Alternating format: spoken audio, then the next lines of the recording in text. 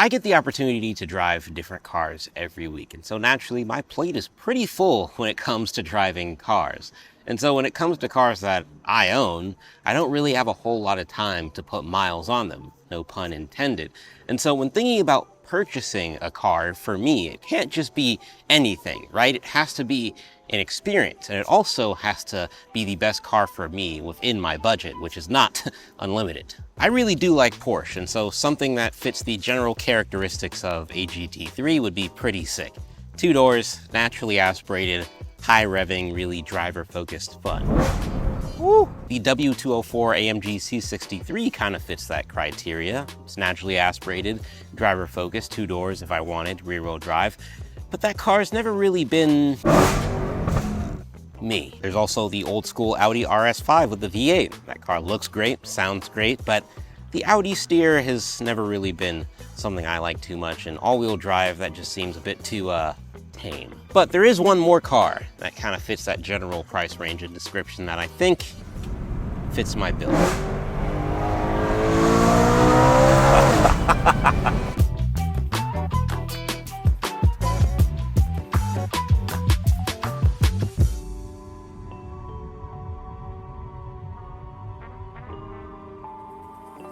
This is my BMW E92 M3. It's a 2012 Silverstone Metallic Coupe.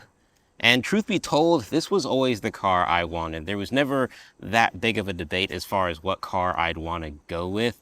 I was looking briefly at like Panamera turbos from this generation, the E63 with the 5.5 liter V8, cars like that, but I just kept coming back to the M3, and here we are. And I've actually come pretty close to getting one of these cars over the last couple of years, a handful of times actually, like me going to dealerships, test driving, potentially buying, but it never really fell into place. But with this particular car, it was just the right time, the right car, the right situation. And so now that I've got it, here is why I went with this car versus the dozens of other options I could have gone with. Yeah, I know this framing is awkward, but I'm switching because my knees are not great at the moment. But reason number one, I've simply always loved the E9X generation of BMWs. And in fact, this is my 3rd E9X car. I've had an E93, I've had an E90 sedan, and now this is my first E92 coupe BMW. The design is absolutely timeless, and it still has a somewhat modern look, given the fact that it's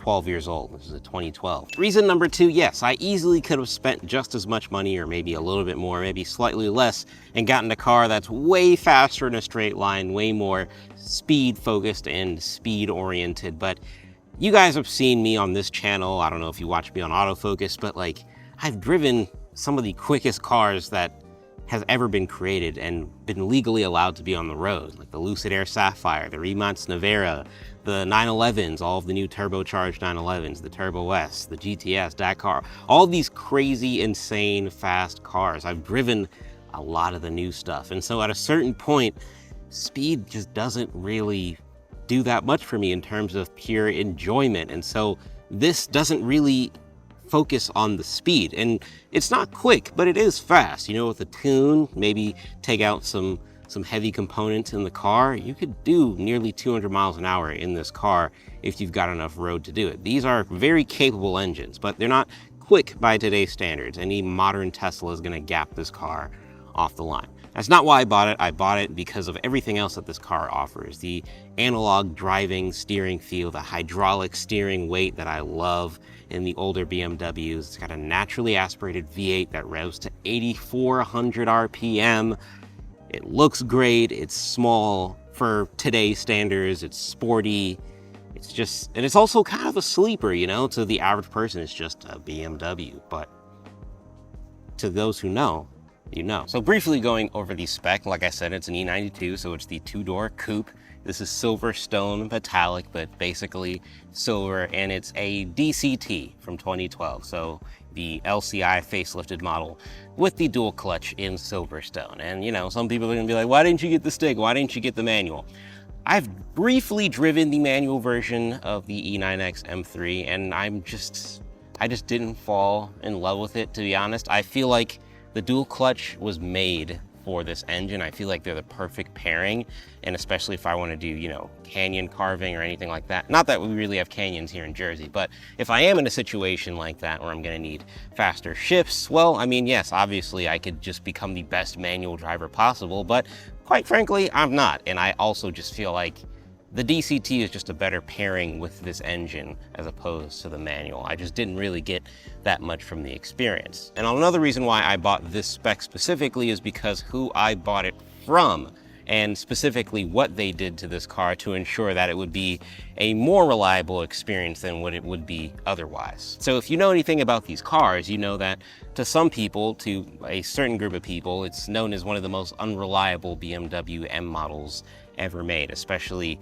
this one and the M5 and M6 with the V10. These are known to not be very reliable cars, but they can be pretty solid if you're not daily driving it every single day, and if you hit these heavy hitter maintenance items that this car has had done already, which is a part of the appeal and why I got it. So when I got this car at a little over 80,000 miles, it had already done the valve cover gaskets done, the rod bearings, which is a very heavy hitter maintenance item, that was done, the oil pan gaskets, the motor mounts, they did a full DCT service on the car, refreshing the dual clutch maintenance items in the car. And it's had spark plugs done, air filters, all that, you know, all the minor stuff as well. The only thing that has not been addressed in the car has been the throttle actuators, which is a known issue with this engine. And so that's gonna come up at some point, and it's not gonna be cheap to fix at all. But I mean, as far as that being the only major thing that I need to address, that's not bad for how much I paid for this car. And so in addition to a lot of the heavy hitter maintenance items being completed in this car, there's also a few tasty modifications. So firstly, on the software side of things, this has an ECU tune. It's an Alpine Motorsports Stage 2 tune that includes a DCT remap from the M3 GTS version of the car that improves the shift responsiveness and aggressiveness in the car. It makes the DCT a lot more alive than what it would be otherwise. And then on the hardware side of things, we have a Matt Schnell X-Pipe and then a modded OEM muffler. So essentially, I've got the stock muffler here, as you can probably tell, but it has essentially been gutted out to allow for a little more airflow and sound to come through. And it sounds good, very good, but it's also quite loud.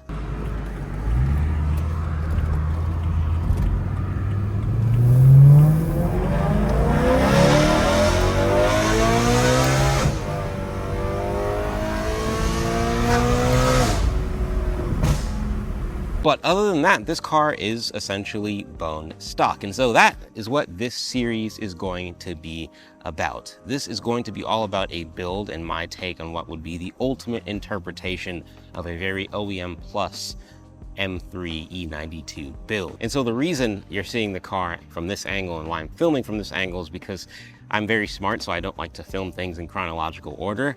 And so the car has already had some things done to it that I've previously filmed, like weeks prior to recording this intro. And so one of my favorite interpretations of an E9X M3 is the M3 CRT, which is a super rare, super limited sedan version of the M3 that featured a whole bunch of interesting carbon fiber parts and red accents. That's kind of the basis of inspiration for the build we're gonna be doing to this car, but it's not exactly gonna be a one of one. And so with all that introductory stuff out of the way, let's finally get into my E92 M3 build. I'm really excited for this.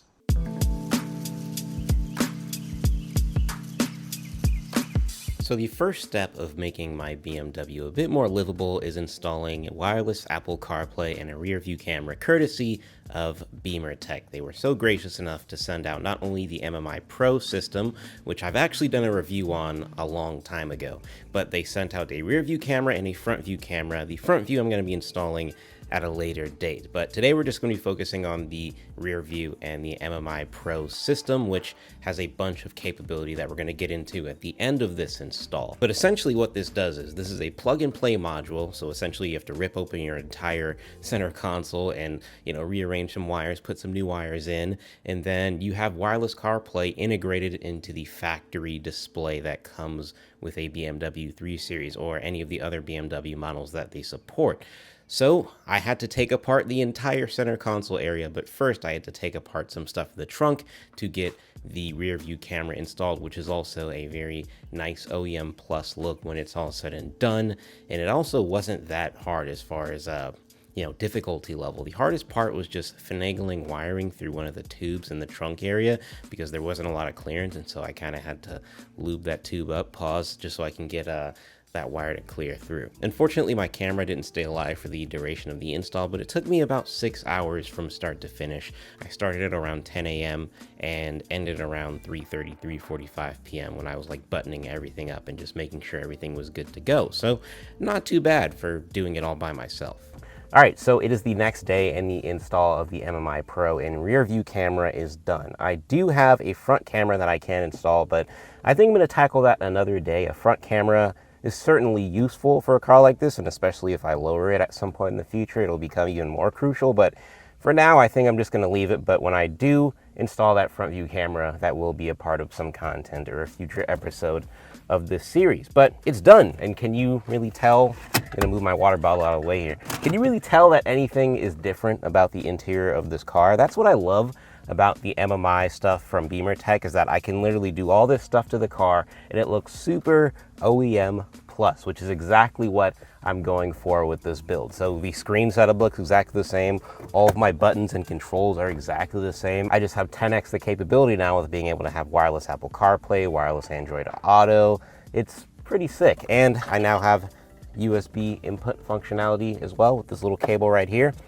I love this setup so much, and as soon as I got this car, I knew this was going to be one of the first things I had to get done to it, just because it's super simple. And if I were able to get rid of the car one day, people are going to look at photos of this thing and be like, what the heck is that weird screen in the middle? It just looks super OEM plus. You wouldn't even know it's there until you turn it on. But let me show you some of the basic controls of the MMI Pro and explain to you why it's so cool. First things first, we're going to go ahead and turn on the car here. So as you can see, we have our stock iDrive screen, and then it immediately boots up to show us, sorry for the beeping, it immediately boots up to show us our Beamer Tech MMI screen. So the way this works is you can access all of your controls via the standard iDrive knob, so you don't have to install any other extra switches and dials to make it look not OEM. So you long hold the menu button, and then it goes back to your stock iDrive screen, which I can still control just as normally as I would, as it would be without this system installed. And then when I go ahead and long press the menu button, like so, it goes right back to Apple CarPlay. And so I can access all of my Beamer Tech MMI settings by hitting the MMI Pro application. And here it is. You can see I have my iPhone connected. I do not have an Android phone with me, so there's no Android Auto right here, but you can do Android Auto as well. You have your inputs menu that's showing you what you have connected to the USB and what you have connected to the HDMI port, because there is an HDMI port on the MMI Pro. That's one of the features of the MMI Pro versus the MMI Prime. I go back, we can enable screen mirroring. Sorry, let me go back. We can enable screen mirroring, which then allows you to essentially AirPlay to the Beamer Tech MMI Pro setup. And then boom, just like that, I now have my screen on the Beamer Tech setup, which is actually really cool. And the latency isn't too bad, quite honestly. I mean, there isn't a whole lot of use cases for something like this, but to be honest, I think it's pretty cool. And it's just one of the many ways that this thing is super useful. You see that? That's pretty good. That's pretty good. I'm really impressed with this setup. And then as soon as you hit back, we're back to the MMI Prime, or Pro. I keep calling it Prime because that's what they used to call it, and it kind of just rolls off the tongue a little bit better. But yeah, we're back to the MMI Pro setup with Apple CarPlay. One thing that I love is that it boots up super quick. It honestly boots up faster in this car than a lot of new cars that I test out. Overall, this is just a great thing to have. And like I said, super OEM plus. So there's no way you can really tell that I have this system installed, because everything is taking place underneath the skin and behind the main head unit here. So activating the reverse camera that I've installed is super simple. You just go into reverse and then boom, it pops up in barely a second later after doing that. And it is super simple. I love that this is a decently high resolution camera, so it's honestly better than a lot of newer cars that I've tested lately, including like a lot of modern Porsches. They have kind of poopy backup cameras. And not only that, you still get the parking sensor little infograph right here, and gives you little beeps to let you know how close you are to an object that's behind you. So all in all, it's super plug and play, super simple. I don't have to click any extra buttons when going into reverse. It just pops up immediately, which is what I like. It's a super seamless, very OEM plus setup. If you didn't know anything about BMWs and got into this car, you would think this is all stock. So if you have an older BMW and want CarPlay functionality, want a rear view camera, and that stuff was not stock with your car, this is the perfect little product to buy. I love it. It's OEM plus. It integrates to the car very well, and like I said, if you didn't know BMWs and got into this car, you would think everything here is bone stock, which is exactly what I like for stuff like this. So if you want to buy the BeamerTech MMI Pro or the Prime and the rear view camera and front view camera, it's actually cheaper to buy them all together as opposed to separately. And I have a coupon code that you can use here that will get you a free DIY essentials kit. As far as difficulty level of installing this setup, out of 10, I'd probably give it like a 5 or a 6. It's not impossible to do on your own, but if you've never done something like this, as in like take apart parts in your car, it might seem a little intimidating. This is definitely something that you could do if you've never done this before. Maybe just watch tutorials so you know what to get into. And I certainly hope this video didn't like come across as a tutorial, because I'm not showing you how, I'm just showing you what I did, and they will have videos that you can check out for most of the BMW generations on how to install these products on those cars. So I'll link some tutorials down below you can check out if you want to check them out for yourself and actually you're going to install it. But for now, that's going to be it as far as functional quality of life mods on the M3. Let's get into some aesthetic stuff, shall we?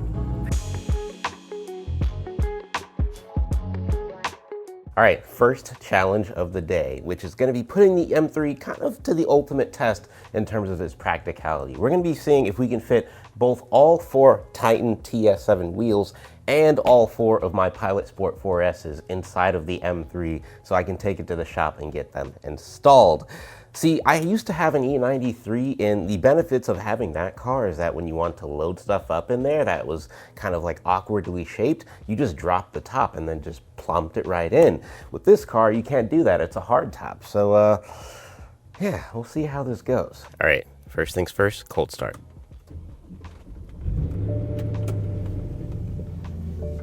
Seatbelt helper. I don't know why I'm putting my seatbelt on. I gotta get right out and get these tires on. I'm not gonna lie, guys.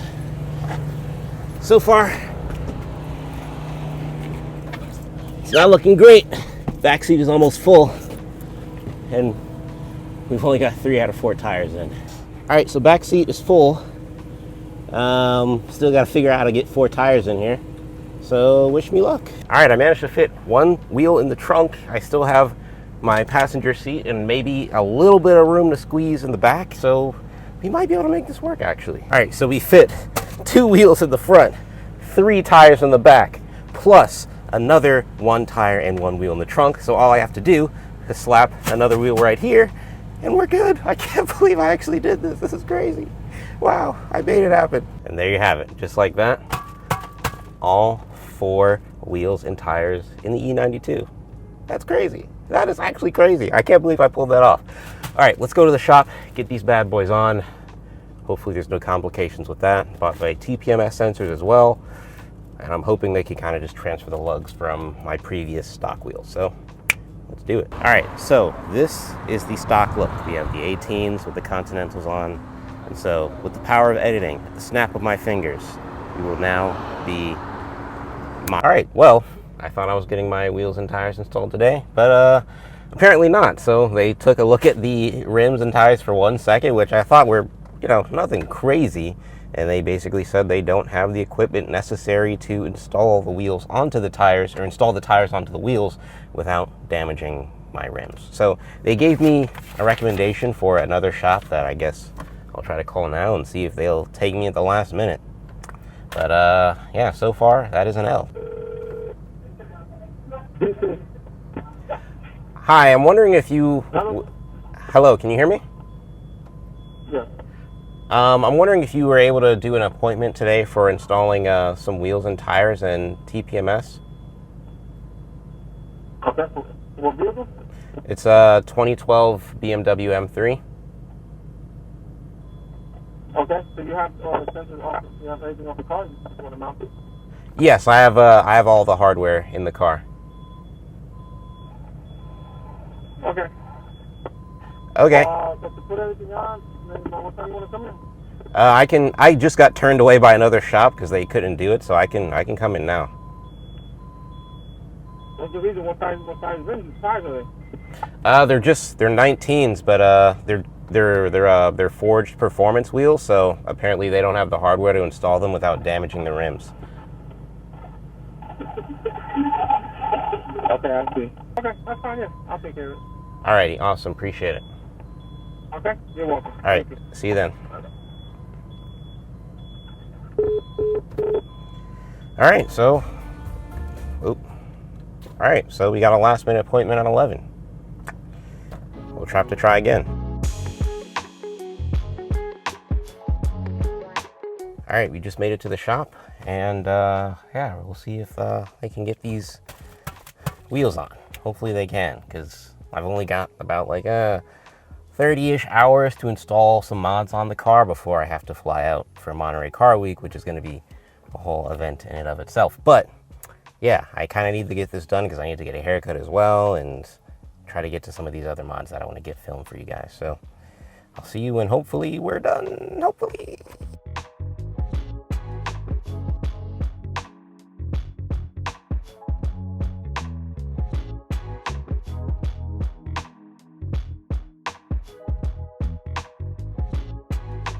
All right, here it is. The lighting is a little off with the shade. I'm gonna get some beauty shots of the car a little bit later, but there we have it. On stock suspension, the Titan TS7s. These are forged wheels, 19-inch, 9.5 in the front, 10.5 in the back, and I really like the way this has come out.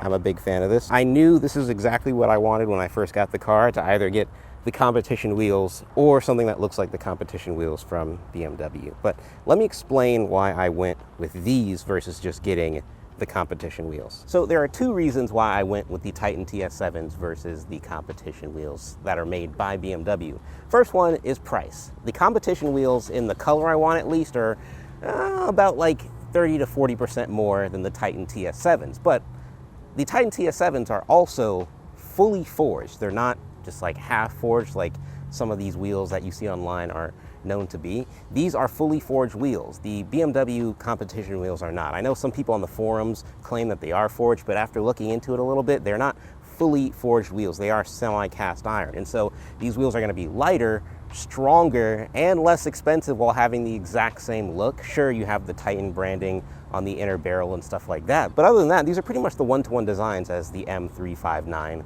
competition wheels sold by BMW. So it was kind of a no-brainer to get these. So I have some center wheel caps on order that I am going to get probably the next week or so, hopefully, but I'll get some beauty shots of the car when I have those on the M3. But I also have to admit something about these wheels I haven't fully disclosed. So long story short, I actually reached out to Titan, the wheel company, and told them that I was doing a bit of a build on the old M3 here. And they were so kind enough to actually sponsor this project and send out these wheels. So thank you so much to Titan Wheels for sending these wheels out. They look absolutely amazing, and I promise I will take very good care of these wheels. They look awesome.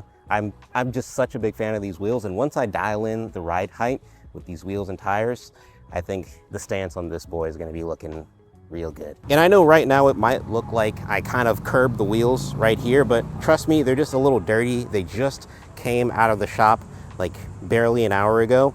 And so I'm going to go get these boys polished and cleaned up a little bit so that they're looking as best as they can be. But overall, I am super happy with these wheels. They're phenomenal. Also, on the way here from the shop, I did get a nice good sense of how much better the Pilot Sport 4S's are than the Continental All Seasons that I had on the car previously. Those tires, did a good job. Those Continentals were fine, but these Pilot Sport 4S's, yeah, these are the ones to have during the summer at least. I'll probably throw the 18s back on when it gets cold if I have to drive the car. But what's that word J. Cole uses?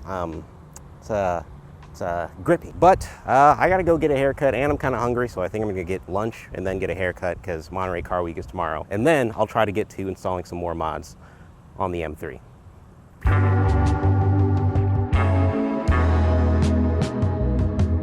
All right, so I want to install 4 mods today and try to install maybe 1 or 2 more tomorrow. But I want to start with the 4 mods today in order of easiest to most difficult. So I'm going to start with these. These are my all black kidney grills. These aren't like OEM from BMW or anything. These are just eBay ones that I bought for maybe like 20 bucks, something like that.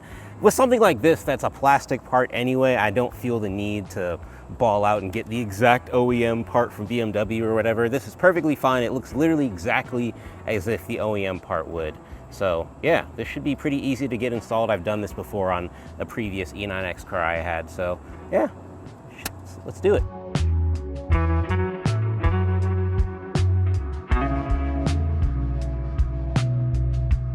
All right, just gonna repeat the same process for the second pair.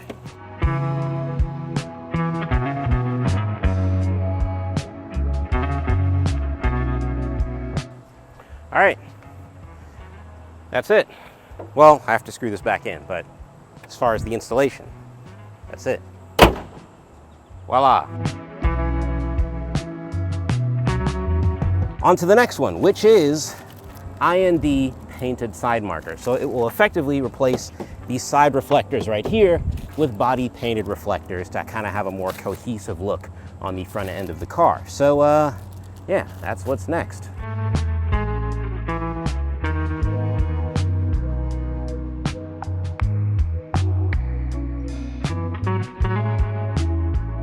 Oh yeah, that just looks so much cleaner. It's not the fact that we have the black grills now, but when you have the black grills in combination with the painted side reflectors, oh yeah, this is I'm living for this right now.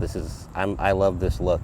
And I've only been here for barely 30 minutes, so I think we're cooking right now, and I'm ready to take on the next challenge. All right, the next 2 mods are going to be interior mods. So first up, we have the red start-stop button and the red M button. And I figured I would start with putting on the M button on the steering wheel first. And for anyone who's curious, I literally bought these on eBay for like, I think also like $10, $11, something, definitely like a sub $50 item I spent getting both of these in one package just from some guy in New York City or something like that. So yeah, pretty simple mod, but just adds a little bit aesthetic flair to the interior experience of the car. So yeah, like I said, let's start with the steering wheel. All right, on second thought, after doing a little bit of investigating on how to install the red M button right here, I figured I would kind of just skip ahead and go to the harder one first, which is these magnetic paddle shifters. These are from KMP Motorsports, who so graciously sent these out for me to use on the E92 M3. And you can see they're carbon fiber, but they are OEM style in terms of the shape. So when I put them right next to the OEM paddle shifters, they essentially look exactly the same. So when I'm shifting here in the car, it'll look just like the OEM paddle shifters and have that same feel, but they'll be carbon fiber, sorry. But listen to that sound, listen to that. Oh, man. It's gonna be so satisfying to shift with these. So the only issue is that, you know, you have to do something that I don't really wanna do all that much, which is take out the battery, well, not take it out, but unplug a cable in the battery so the battery is disconnected from the car, which will then allow me to safely basically jam a screwdriver right here in the steering wheel, pop open the airbag / horn, and then that'll give me access to the paddle shifters right here. So let's do it. All right, out with you, battery cover.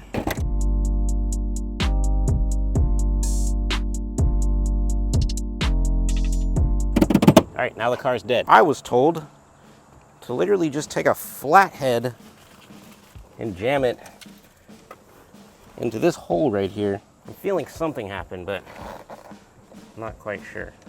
what it is. So to release the steering wheel's airbag, you have to release this clip on both sides holding it in place, and that proved to be, let's just say, a little tricky. Doesn't seem quite straightforward. I'm not sure if anything productive is happening here. Yeah, guys, I don't know. I don't know, maybe I'm just not fucking brute forcing it enough. Either I've completely cooked the clips in here, or I don't know. This is crazy! Wow, this is crazy. This is really hard, man. Oh, boy. But eventually, I got it off. Oh, wait, I feel like I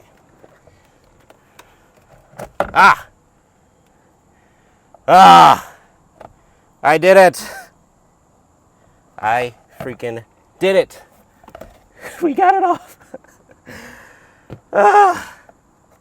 So, yeah, it really was just this tiny little thing. You have to, wow. After seeing it, wow, holy crap. I feel like an idiot now. But I did it. We finally got it off. Now we can replace the paddle shifters and the stuff. Yeah, let's do that. And with that out of the way, all I had to do was disconnect some pins, unscrew some stuff on the back of the steering wheel, and I was finally able to switch out the M button for the red M button, and then switch out my paddle shifters for the KMP magnetic carbon fiber shifters, and it looks great. Oh, yeah, there we go. All right, now, boom. Yes, yay.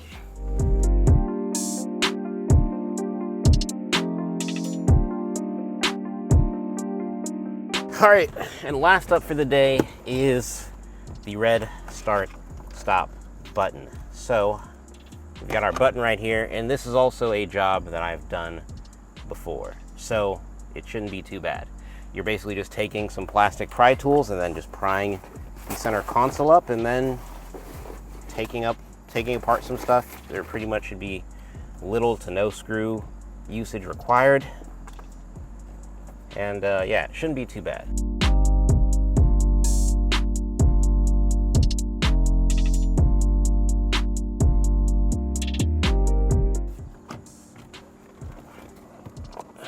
I think, right? Yeah. Just push all of this back in, and voila, we've done it. So to conclude, we have our magnetic paddle shifters. We have our red M button right here. And then we have our red start stop engine button. And boy, I am tired, but also thoroughly satisfied. So, the magnetic paddle shifters are in, and boy, they sound good. Not only do they sound good, but they're just so satisfying. Just listen to that. Man, that's good. That's good. That's good stuff. This, honestly, is one of the best performance-related modifications you can get for this car, just because if you're going to get the DCT, you might as well make it the best DCT experience possible, right? And so having these super tactile shifts going up and down the gearbox, it's quite sublime. I'm trying to talk like one of those European journalists right now. So thank you very much to KMP for sending these out. Sorry, I'm going over some bumpy terrain right now. Thank you very much to KMP for sending these out. Oh, they just sound good every time I click it. Ooh, every time I click it. Ooh. Yeah, that's really satisfying. And the best part about it is that, like I said, like I've been saying throughout this entire series so far, I want this to be a very OEM plus build, meaning I want it to look as if BMW would have put this in the car from the factory, at least for the most part, minus like a few things that I'll be doing to the car. And so these have the exact look and shape of the OEM paddle shifters, just with a carbon fiber finish. So they feel a bit more sporty. They don't feel as pedestrian as a paddle as the stock paddles, but you get all that super clicky sensation. And I love using these so much. So once again, thank you very much to KMP for sending these out. These are amazing. I'll have links down below if you want to purchase some for your car, or potentially a BMW M3 if you have the same model as me.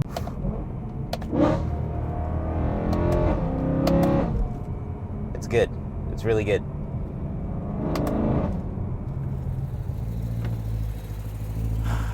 All right.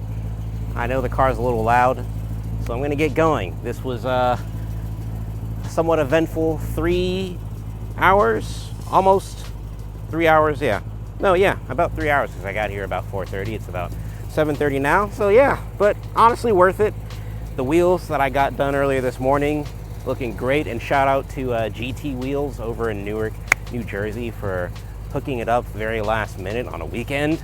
And of course, we have our painted side reflectors on the front bumper and our black kidney grills, not to mention the red M button and the red start-stop button and our magnetic paddle shifters. Super happy with all of this so far, but this is just the beginning. I have many more hours to spend on the weekend doing this kind of stuff. And so tomorrow, my attempt is going to be to come back here tomorrow morning and see if I can fully install my. That's gonna be challenging. I'm gonna have to get here pretty early and probably plan on being here all the way until I have to go back home and then fly out to California for Car Week because I have a. Honestly, a part of me is debating whether that's something I should actually do tomorrow, because that's a big undertaking, probably something I should be able to commit all day to doing. Either I'll snap my fingers and we'll cut to the next day, or I'll snap my fingers and the video will end. But either way, this was fun.